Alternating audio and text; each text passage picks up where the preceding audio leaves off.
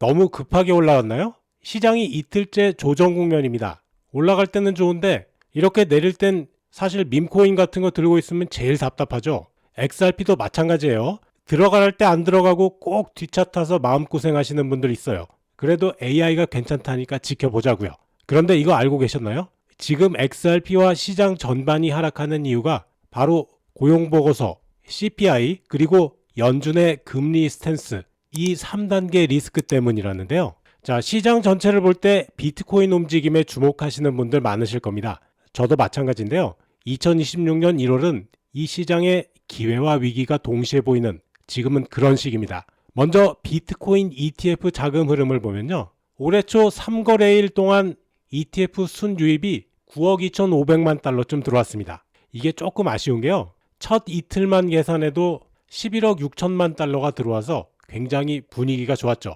근데 어제 하루 만에 2억 4,300만 달러가 나가버렸어요. 여러분이 보시기에도 이 정도 흐름을 강한 매수세라고 단언하긴 어렵겠죠. 물론 작년 12월에 비해선 분명 개선된 건 맞습니다. 당시엔 평균적으로 하루에 약 5천만 달러가 빠져나갔으니까요. 그래도 이 정도로 추세가 전환됐다고 보기는 어려울 것 같네요. 조금 더 지켜봐야 할 것 같습니다. 그렇다고 부정적인 얘기만 있는 건 아닙니다. MSCI가 암호화폐 보유 기업을 지수에서 제외하는 계획을 일단 보류했습니다. 자산의 절반 이상이 암호화폐인 기업들, 예를 들면 비트코인을 엄청나게 들고 있는 스트래티지 같은 기업들을 지수에서 퇴출시키려는 움직임이 있었는데요.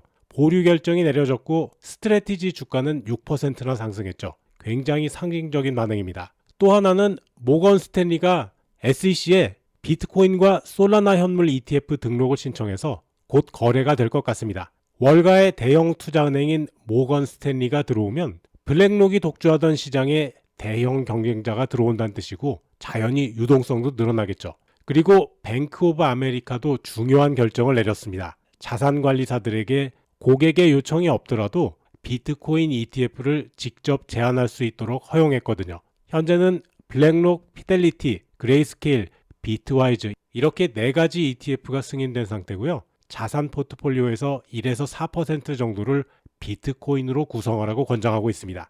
이런 제도권의 움직임은 단기적인 ETF 시장의 자금 유출입보다 훨씬 더 중요한 변화라고 생각합니다. 그런데 단기적으로는 시장의 조정세와 맞물린 거시경제 상황이 만만치 않습니다. 어제 ISM 제조업 지수가 47.9로 예상보다 낮은 수치가 발표됐죠. 10개월 연속 기준선인 50 아래를 유지하고 있고 고용지수도 44까지 떨어졌습니다. 기업들이 신규 채용보단 인력 관리를 우선하고 있고 운송장비 업계에서는 올해 상반기에 침체가 계속될 거란 전망도 나왔죠.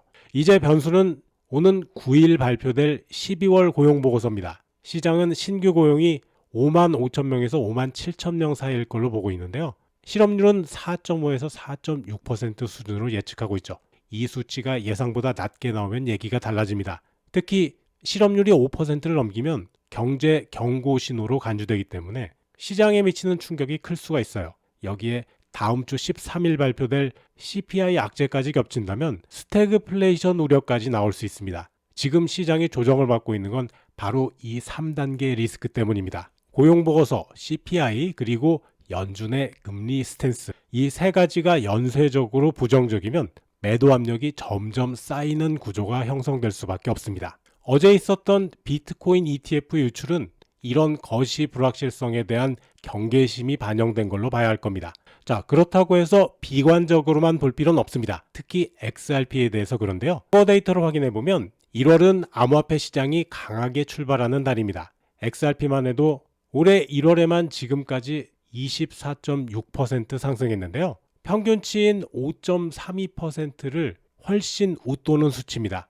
2021년, 2023년, 그리고 2025년 모두 반감기 이후 1월에 상승장이 시작됐고요. 중순쯤 잠깐 조정받은 뒤에 다시 상승하는 패턴이 반복됐죠. 이런 흐름은 상당 기간 약세가 진행된 후에 전형적으로 반등하는 구조로 봐야 합니다. 그리고 지금처럼 저점 회복기에 접어든 알트코인 중에서 XRP만큼 치고 나가지 못한 코인들이 아직도 많다는 건 오히려 선별적인 매수 기회로 해석할 수가 있습니다.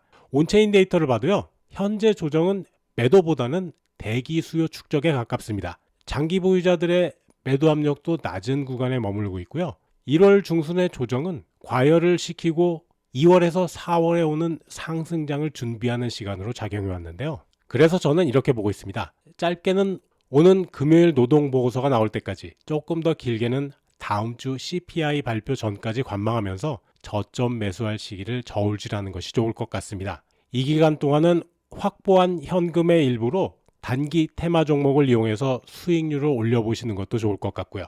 아침에 매수해서 영상에서 보여드렸던 이 체인 바운티 55% 부근에서 1차 수익 실현했었죠. 지금 81% 넘고 있는데요. 이렇게 하는 겁니다. 영상에서 모스코인도 말씀드렸잖아요. 종목 선택에 어려움이 있으신 분들은 영상 하단에 있는 수익남과 함께 부자되기 링크를 통해서 소통방에 들어오시면 좀 더 자세한 정보 받아보실 수 있습니다. 만약 9일과 13일에 발표가 긍정적으로 나오게 되면요, 지금의 조정은 단순한 하락이 아니라 강세장 전환을 준비하는 숨고르기 구간이었다는 해석이 더 설득력을 갖게 될 겁니다. 제도권 진입 뉴스들이 이어지고 있는 지금 시장은 다음 장을 준비하고 있다고 생각합니다. 단기적인 흔들림은 피할 수 없겠지만 길게 보면 구조적인 수요 확장은 더 강력한 힘이 되겠죠. 저는 그 가능성을 믿고 있습니다. 그리고 여기 2.4달러, 이거 돌파하면 어디까지 갑니까? 여기요, 추세선 상단 2.6에서 2.7달러, 이거 돌파하러 올라가는 겁니다. 녹화된 영상이다 보니까 실시간으로 알려드리기는 어려운 부분이 있습니다. 테마 종목이 궁금하시거나 갖고 계신 종목들 언제 어떻게 대응해야 할지 잘 모르시겠다면 제가 거의 소통방에 연결돼 있으니까요, 들어오셔서 1대1로 물어보시면 되겠습니다. 영상 준비하고 녹음하는 시간 아니라면 웬만하면 답변 드립니다. 체인 바운티 이거 끝내주게 올라가는데요. 나오는 시점 이제 슬슬 고려하셔야겠죠. 소통방에서 실시간으로 알려드리겠습니다. 지금 바로 들어오세요. 아직 저희 소통방에 가입 안 하신 분들은 영상 하단에 수익남과 함께 부자되기 링크가 있습니다. 링크 누르면 나오는 이 양식에서 맨 위쪽에 보이는 실시간 소통방 입장 체크하시고 아래쪽 빈칸에 연락받으실 핸드폰 번호 남겨주시면 제가 확인하는 대로 바로 연락드리겠습니다. 오늘 영상은 여기까지입니다. 시청해주셔서 감사하고요. 제 영상이 도움되셨다면 구독, 좋아요, 영상 알림 설정 꾹 눌러주세요. 여러분과 평생 함께 하겠습니다.